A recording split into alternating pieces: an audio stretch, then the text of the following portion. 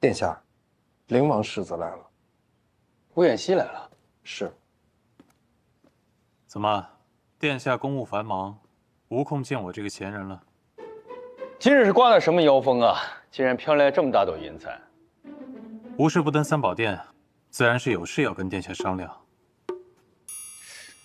不会又让我包圆点家的点心吧？哎，上回买了那么些，就吃了一口，甜的牙疼。怎么会呢？殿下司掌大理寺，说起来，这刑律官司也算是您的分内事。你可别卖关子啊！就你这表情，我一看就知道，肯定又在打什么坏主意。怎么叫坏主意呢？殿下不知，今日有人在府衙击鼓闹和离。和离？我怎么会知道？和我什么关系啊？没有冤情，全靠殿下今日做个活青天了。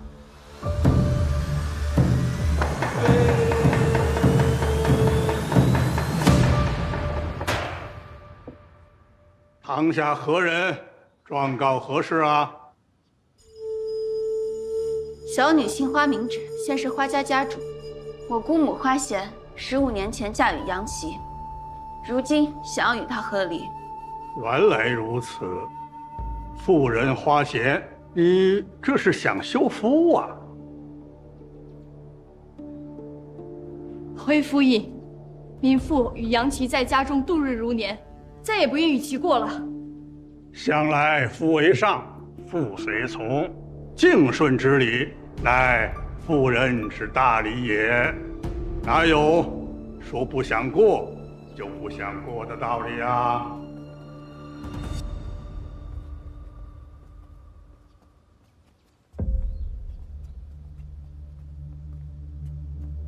谢王殿下，您怎么来了？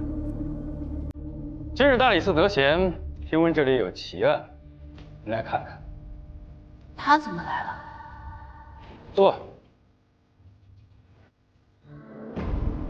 花芷，我想起来你是谁了。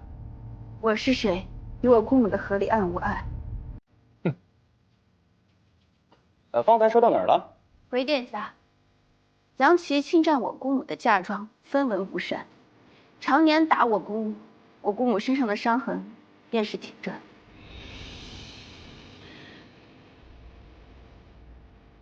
可有物证？有。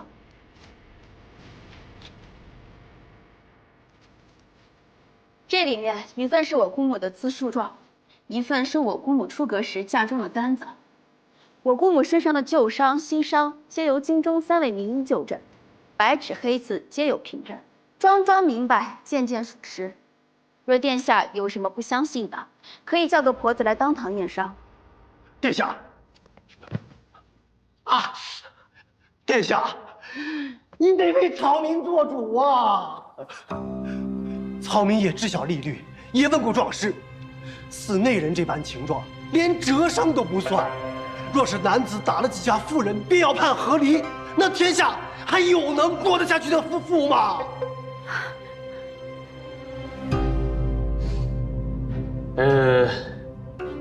依你看，该怎么判啊？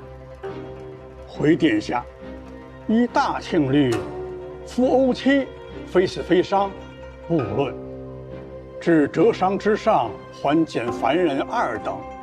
这妇人花贤，非死非伤，理应不论。正是，正是。府应有所知，大清律中亦云：若已是夫妇之意，皆以凡人问你。像杨琦这般侵吞妻财、殴妻伤子，更有甚者，前几日将我囚禁，想要索我性命，早已失去了夫妇之意。殿下，草民乃杨琦与花贤之子，方才花姑娘所言句句属实，草民可以作证。你好一个铁嘴钢牙的花大姑娘啊！不错，确实有这么一条。殿下果然博闻强志，我们所要求的并不多，只要杨琦与我姑母和离，并且赔偿我姑母200贯。哎，这是什么道理啊？哎呀，上嘴皮子一碰下嘴皮子，这就200贯呐！啊！花大姑娘，这200贯钱又为何而来啊？杨琦侵吞我姑母的嫁妆180贯，这几日我带着姑母寻医问诊，花费了3贯，加上我姑母日后还需抚养6子，只要200贯，已经是念在了夫妻情分。姓杨的，贤儿的价格，你给老娘通通吐出来！他两家既已失和，本府可以判和离，只是这罚金嘛，与大庆律是没有的。大清律是没有，可是民风2年、6年、11年皆有先例。你口中所举，皆是我皇祖父还是皇子，皆兼任府尹时的判例。殿下明鉴。也罢，这杨琦与花钱合离，令杨琦于1个月内上缴200贯钱，判予花钱。违者收押。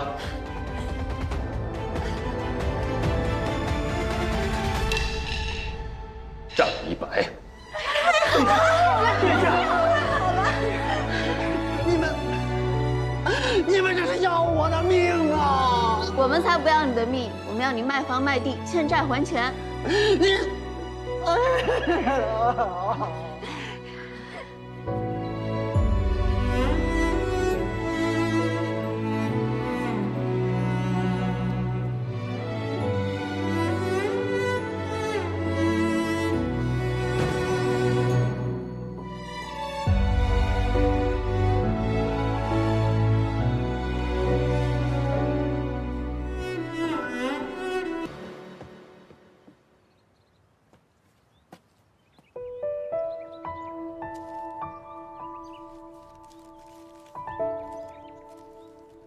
还是一同喝好茶。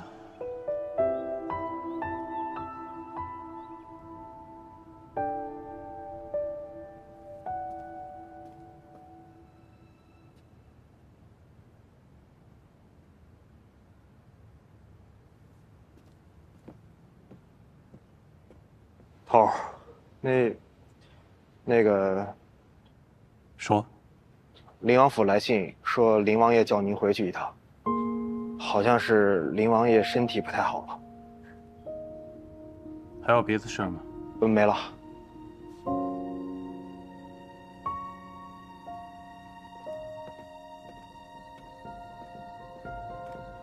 行了，就寻到这儿吧。上回灵王殿下可是勃然大怒的。王爷这几日不知怎么了，夜里不许任何人靠近寝殿，也不许府上有暗的地方，屋里照的灯火通明的。听说是怕有人害他。哎，我也听说，王爷现如今生怕天黑，也怕睡觉，一日憔悴过一日。走，回去吧。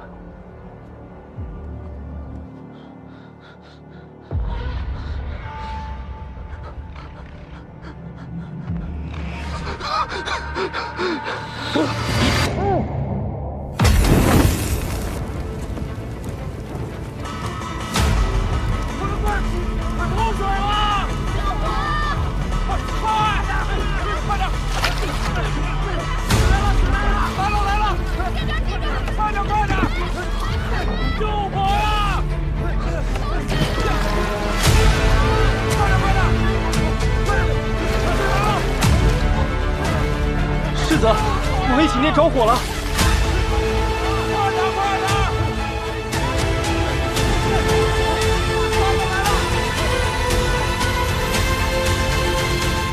你看中的那个宅子在哪儿啊？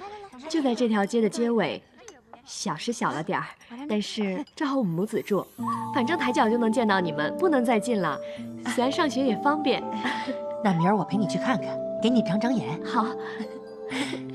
芷儿，咱们的家主，给大家说几句吧。哎，各位，今日这宴席，一是为了庆祝姑母和随安终于开始新生活，二是为了庆祝4婶母女平安，给我们花家再添了一个小姑娘，大家一起喝一杯，干杯！来，干杯喽！喝。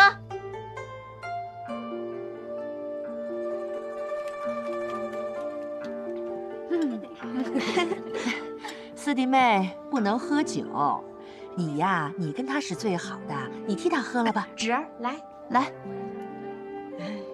那我替4婶再喝一杯，再给我来一杯。好吃。真是好啊！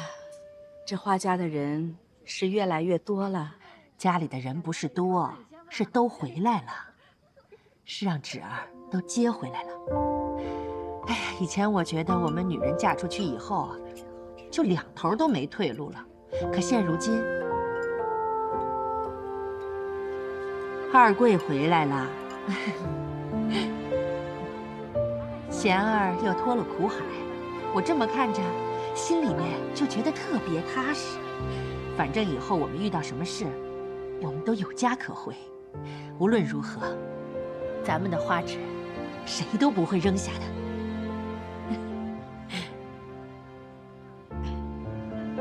芷儿，谢谢你，快尝尝这个。我也谢谢你，大姑娘。二贵，手动。娘，你们两个啊，笨嘴拙舌的，都不会说话，不会说不要说。我看呐，我们每个人一个一个的敬芷儿一杯，好不好？好，来，干杯！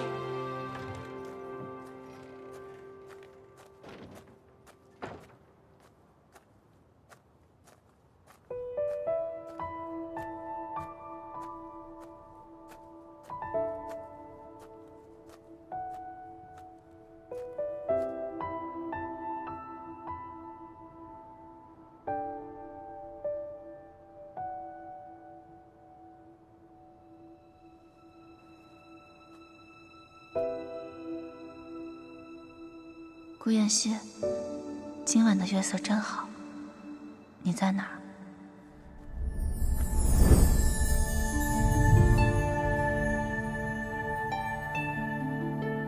妍希，让我抱一会儿，一会儿就好。你怎么了？你别看我，看看天吧。今晚的月色很漂亮。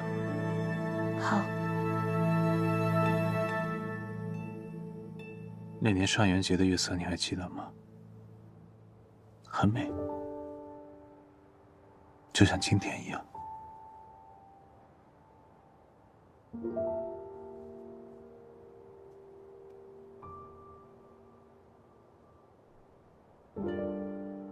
出什么事了？梁府着火了，同他的主人一起。明日便会议论四季，可这些议论终将归于沉寂，就如我母亲身故一样，变成街头巷尾茶余饭后的谈资和永不见天日的真相。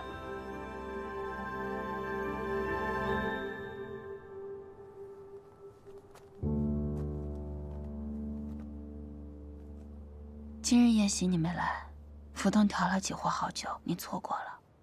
是吗？那太遗憾了。你想尝尝吗？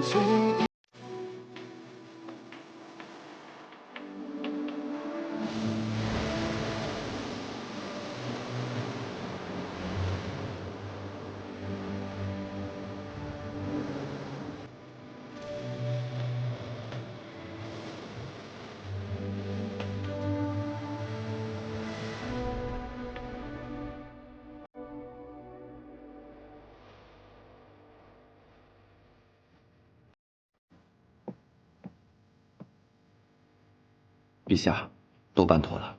20年了，这道疮疤总算是接过去了，燕西心里的那道坎儿也能过去了。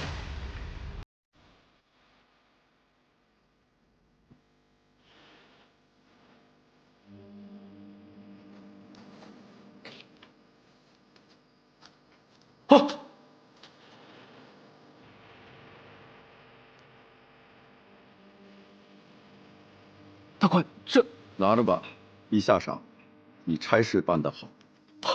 多谢陛下，多谢大官。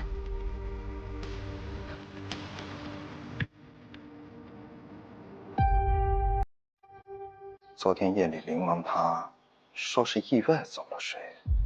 哼，哪儿来那么多意外？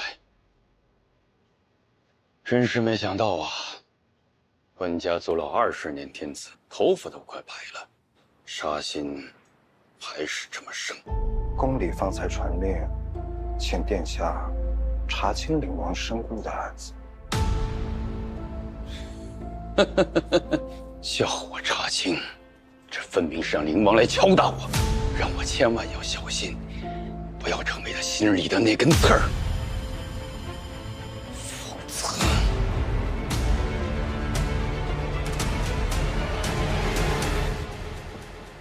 来了，艾草汤来了，小心烫啊！都靠两边。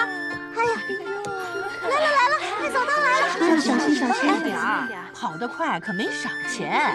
三夫人，今天我可不能听你的喽，我等着4分赏。哎呀，我都不记得了，上次咱们喜儿会是什么时候？哎呀，是多少那时候呢？这恍惚间竟然过了5、6年了。纸丫头呢？再不来这水都凉了。哎，只要事多，三嫂全操办便是。那好吧，来，添盆了，添盆，来，是我的，来，快点。都好了吗？好了吗？来，玉娘，把孩子的手啊放到这艾草汤里面洗洗。慢点，小心。还有我的一份呢。哎，芷儿，你们来的正巧，赶上了。叶先生也来了。叶先生，你看这孩子可爱吗？非常可爱。那既然可爱，可不能白看哦。人家叶先生是客人，来了就是心意，不要让人叶先生破费了。你就别管他了，他呀掉进钱眼里了。今后也是我的学生，见面礼自然也是少不了。哇！不行，叶先生，这太贵重了。待他长大了，我再包一份更重的。哎呀，你跟燕先生客气什么呢？礼再重，东家在这儿呢，还能饿死燕先生不成吗？是啊，纸丫头，记得替我们给燕先生涨月钱。哎呀，水都要凉了。来，小手，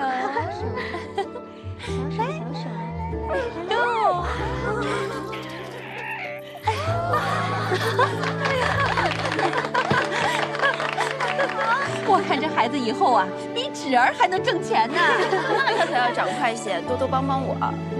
芷儿，你抱抱。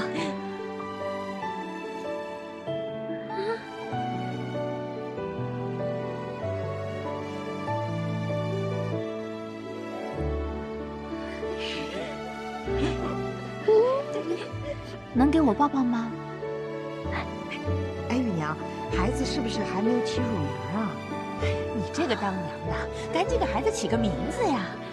我读书浅，一时想不到什么好名字，容我再想想。这个简单，你呀准备一盒点心，去找穆先生问问，这马皇都里数他的学问最好了。就是，赶紧去吧。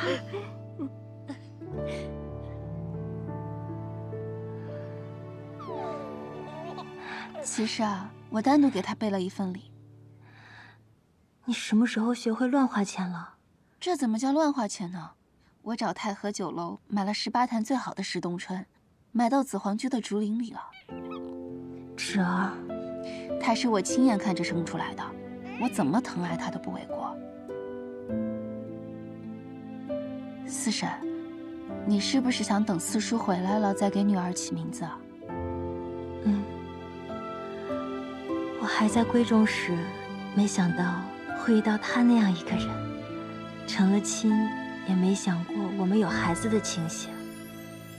如今有了孩子，不行，竟是这样的今日。其实我一直都好奇，像你这样娴静的女子，而我四叔又是家中最浪荡不羁的，你们怎么会相识相知呢？说了你可别笑。我年少时歌喉甚佳，闺中无聊时常常放歌自娱。身为官宦闺秀，唱曲儿可不是什么光彩的喜好，所以我只能偶尔在花园里唱一会儿，自娱自乐。一夜清霜，燃尽湖边树。这牲口真不解风情，快听，想来瑶池仙音也不过如此。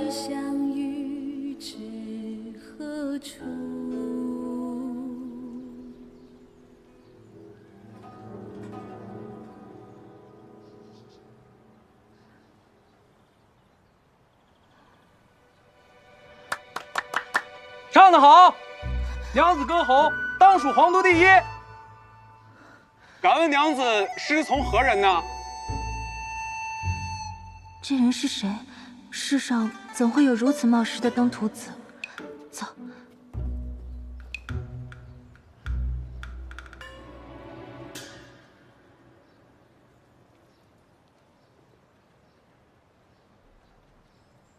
马儿啊马儿，你说今天还能听得到吗？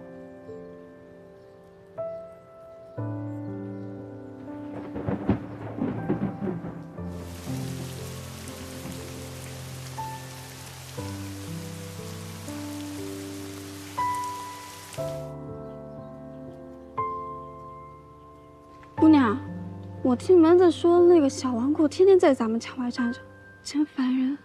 他站在外头做什么？那谁知道？不过姑娘你别怕，他要是敢做什么，就叫老爷打断他的腿。可他也没做什么坏事啊。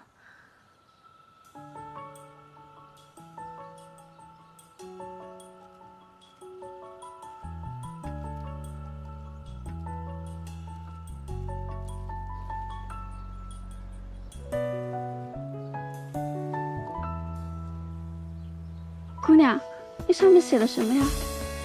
谁知道呢？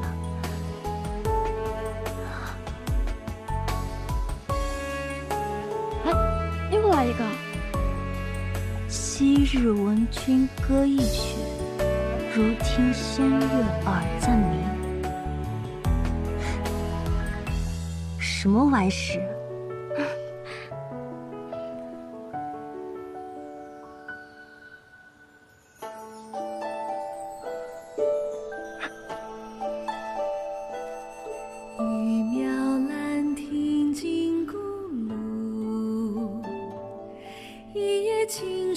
他极懂音律，我每唱一曲，他便在风筝上写字评点。与其说是评点，不如说是夸赞。那时我才明白了什么叫知音。后来，他每日都来听我唱歌。姑娘，姑娘，风筝来了。来了，便将风筝放起来，我就知道他在墙外了。我不知他长得是高是矮，他也不知我生的是美是丑。就这样，整整半年。一句叮咛，君记取，神仙虚实，仙人踪。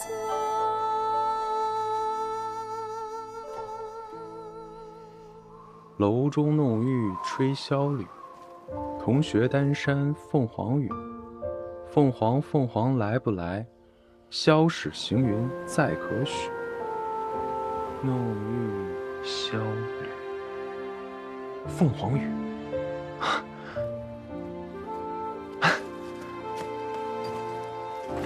马儿跑，驾！娘子等我，我马上就来提亲。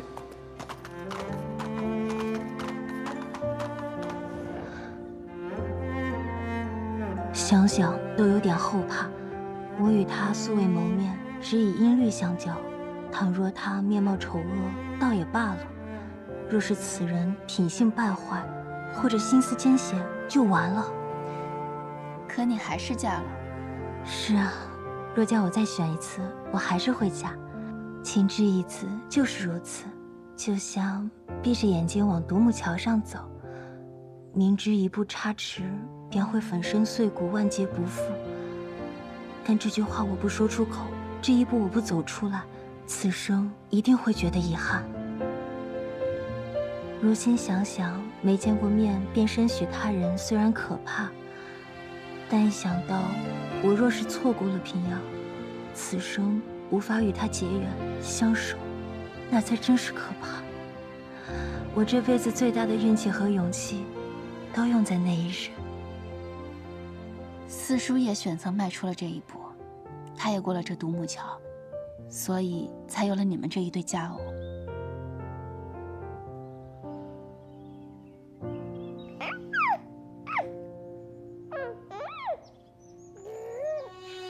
这个好吃，这个喜欢。我要这个，我要这个。花季进账是细水长流，积水成渊，钱箱已建满了。不知他们在北地过得如何，可有衣食？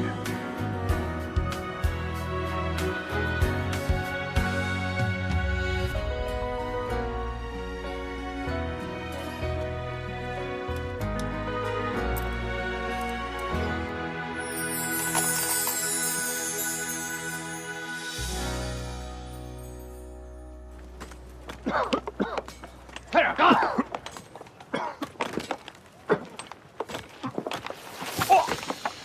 干什么呢？吃白饭呢？老子今天让你吃鞭子！让你偷懒，偷懒！让你偷懒！你住手！我二弟文若自幼身体就不好，他方才失手绝非故意。即便我们是罪人，在这300城筑坝修墙，也是为守大清边疆尽力。你是差官，实的也是大清风容，怎能这般肆意凌驾，把他人当作牛马般羞辱？大哥，别说了，折辱！还在这给我咬文嚼字，摆世家大族的谱呢！老子手里的鞭子可不任你姓甚名谁，想替你兄弟出头是不是？好，把他今儿的活全干了，干不完你们谁也别想走！你敢？陈爷，一点小意思，你拿去喝口酒，暖暖身子。这点钱想替他求情，你也不撒泡劲照着自己几斤几两，还以为自己是朝廷大员呢？今天我就要好好教训教训你们家！拆！哎呦！你怎么还在这儿啊？干嘛？你不知道，吴将军今儿来巡查，别的差役都赶过去了。吴将军，哎，子嗣，吴将军真的来了。啊？你呀，大小就别急。想不到我们都这把年纪，却过上这种日子。大哥，我还是担心家里，担心波璃他俩过得好不好？这土地走，孩子不知道能不能活着回去。你闭嘴吧！父亲那把年纪，如今还在坝上搬石头，你们倒自怨自艾起来了。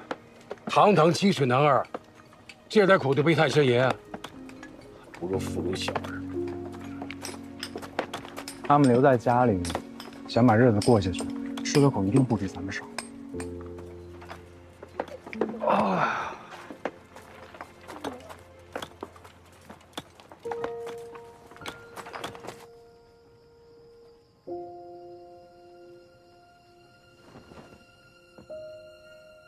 二夫人，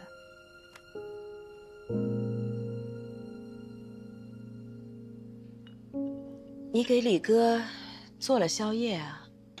啊，是的。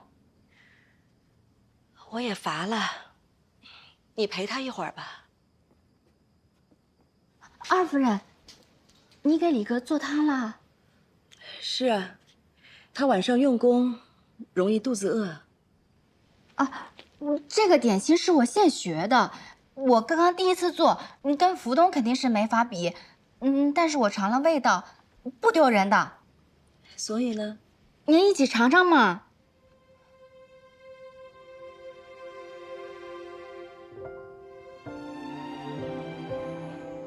来。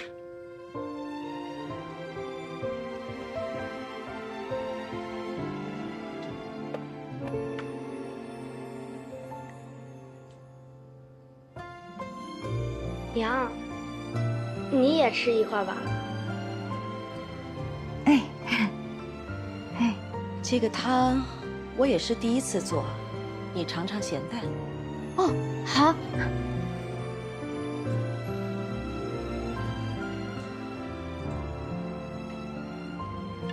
好喝，好喝。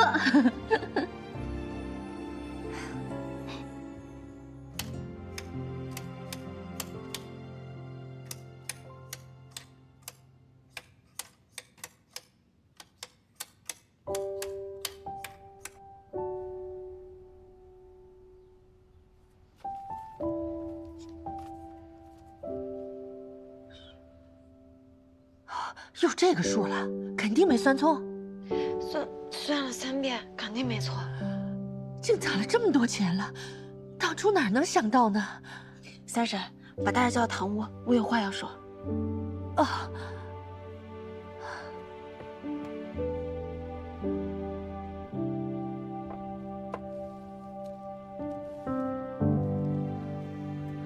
好端端的花这个钱请画师来画我们娘俩做什么？大姑娘安排的，具体我也不清楚。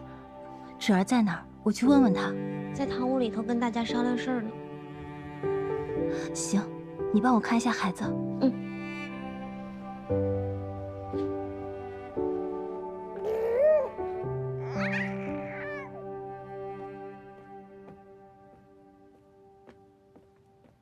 芷儿，本想晚点叫你的，你倒着急，赶紧坐。大姑娘，把我们都叫来，到底有什么事儿啊？我还得陪李哥做功课呢。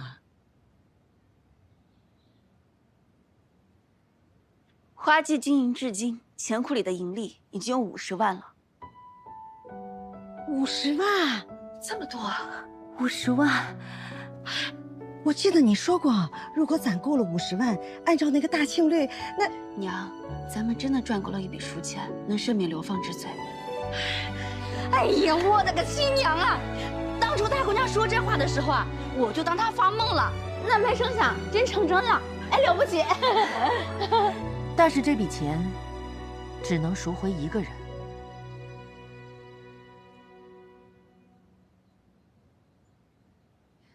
是，所以今日叫大家来，是想同大家商量，这笔钱咱们该如何用？若是赎人，又该先赎谁？我是觉得祖父的年纪大了，应该先把他接回来。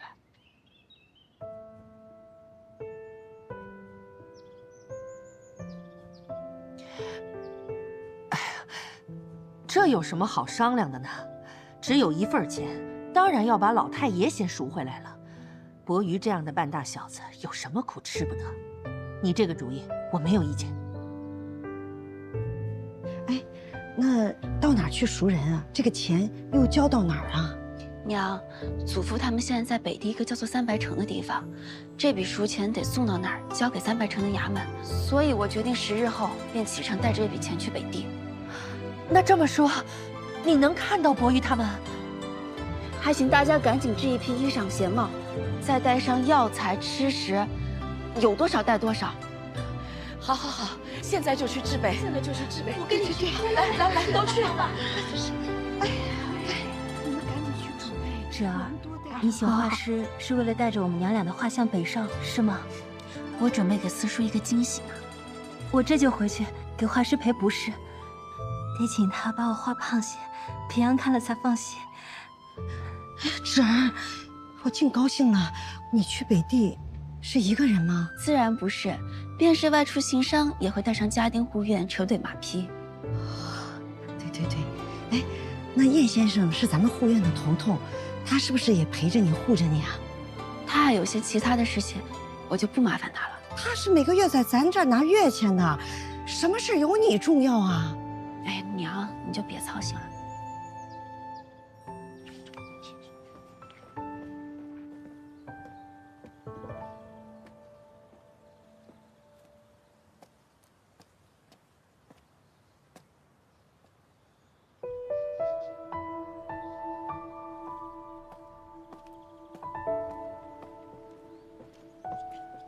姑娘，迎春，燕先生几日没回来了？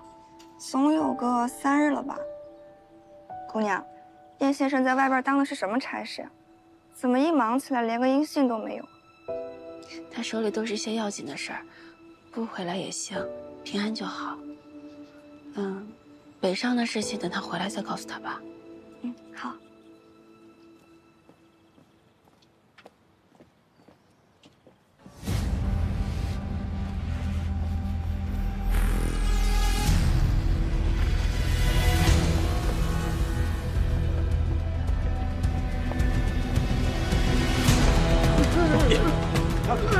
小心！站住！别跑！站住！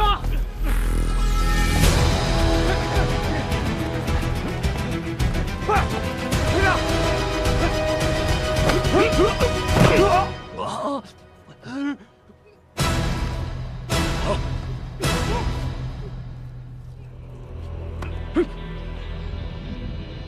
头儿，没错，他就是前2天跑脱的赵国探子。皇都内外，赵国探子的老巢都搜遍了，这又哪冒出个独狼来？可能是来送信的吧，运气不好，让我们给撞见了。空的？不是空的，我来晚一步，让他给吃了。吃了？再晚点连桶都吃了。刚死一刻，纸还耗不掉。剖了他。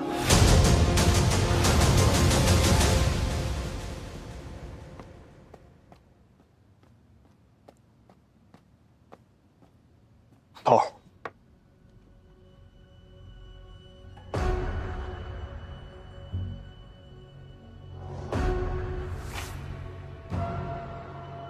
此人前日携密信入境，尚未送出就被截获，抓捕至此境。真没想到啊，吴将军，朕亲封的镇北大将军，竟与昭人表里为奸。这样的人替朕守边，那与开门一道有何区别？燕西，替伯父处置了他吧。陛下，我在北营戍边10年，深知吴将军其人其行，此事恐怕另有隐情。如今大将凋零，若再是吴勇，北地几乎无将可守。即便新调将领，恐怕也难以服众。你意思是，他是冤枉的？吴勇是否冤枉，臣不知。事关重大，臣愿意亲去北地查个清楚。若他当真与赵国勾结，我定将他就地正法。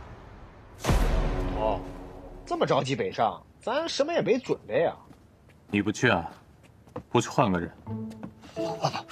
头儿，我不是那意思，我的意思是，咱多带点衣裳。哎，四师，他不去，我去，我还没去过北边呢。去，小孩不能出远门。头儿，咱就算快马北上，往返也得20多日。那花家那边，您就不去了？我会跟他说的。慢点儿。哎，烫，可可来给你夹一个。哎，别拿这个，还没烤透呢。这个好了，小心烫啊！哎，叶先生回来了。叶先生。哎，叶先生，过来吃个橘子吧。啊，不了。你们见到花纸了吗？